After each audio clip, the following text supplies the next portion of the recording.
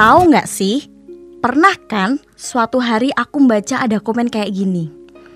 Wuh, dasar Katolik sembako. Ada juga yang nulis kayak gini. Kristenisasi di balik bantuan sembako. Dalam hati aku bertanya-tanya, kenapa ya ada orang komentar seperti itu di medsos? Apa ya segampang itu orang berpindah agama hanya karena sembako? Mungkin aku aja yang terlalu baper baca komentar-komentar kayak gitu. Aku tahu banget kalau menjadi seorang Katolik itu gak gampang.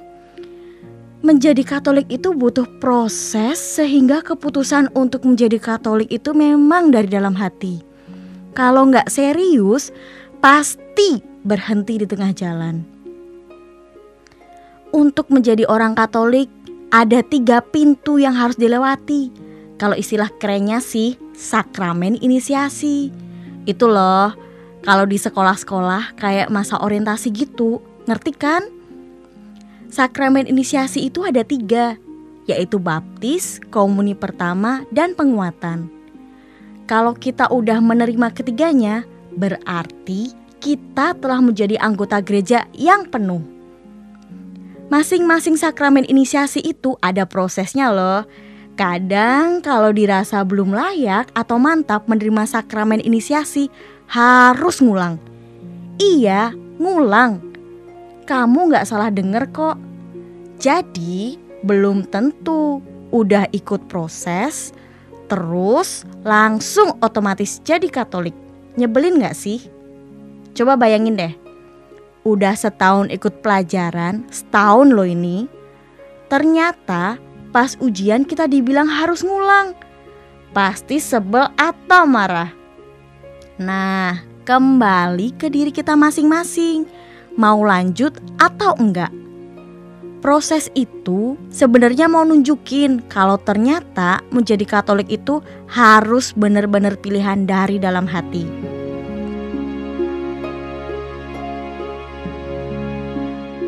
Untuk sakramen baptis, ada beberapa tahap yang harus dilalui. Tahapan itu meliputi pra penerimaan sakramen baptis, saat penerimaan, dan pasca penerimaan. Udah kebayangkan bagaimana beratnya proses yang harus dilalui? Aku coba jelasin secara singkat ya.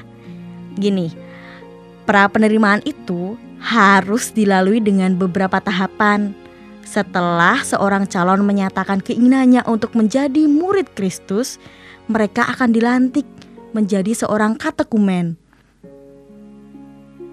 Nah, setelah itu mereka harus mengikuti proses pendampingan secara intensif.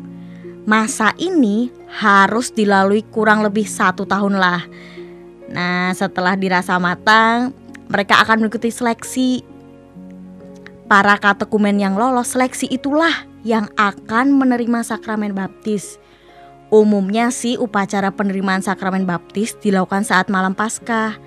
Tapi di beberapa tempat punya kebiasaan masing-masing.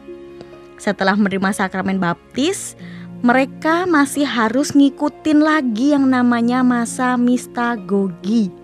Pada tahap ini, mereka makin digembleng biar makin kuat sebagai murid Kristus.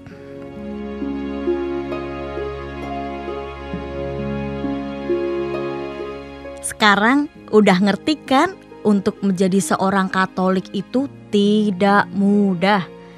Jadi gak mungkin banget gara-gara menerima bantuan sembako terus otomatis jadi Katolik.